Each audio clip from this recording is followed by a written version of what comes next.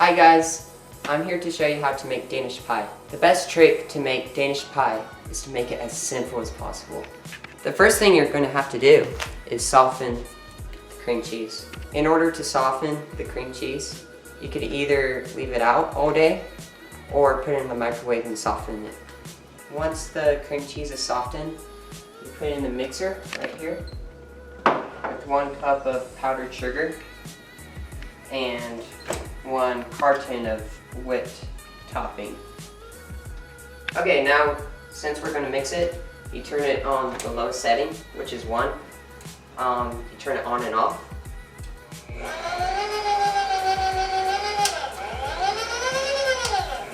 Because there's powdered sugar in here because it could go flying everywhere. Once the powdered sugar is mixed in, you turn it to the middle setting, which is 4 for right here. And we're gonna wait here for about a minute. Now, your white filling is ready to go.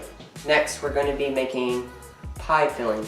You could either add raspberry Danish or strawberry Danish with some fresh fruit, which is right here.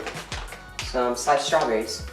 First of all, you get 1.5 cups of cold water and add it into a pan. It can't be hot. It'll get all clumpy. Next, stir in the pie filling with the whisk. Turn it on medium-high or it will get squirky. You're gonna whisk it until it starts boiling. You wait for it to boil for a minute. Next, you whisk it until it starts to boil.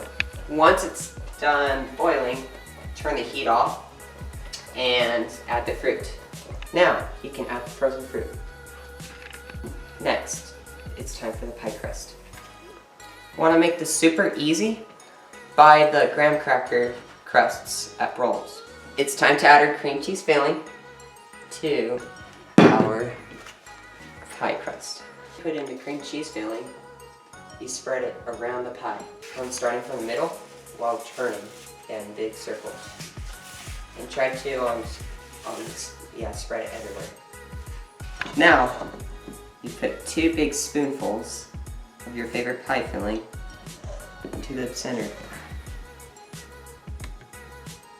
And gravity does the rest. Now you're going to very carefully spread it out and move it to the sides.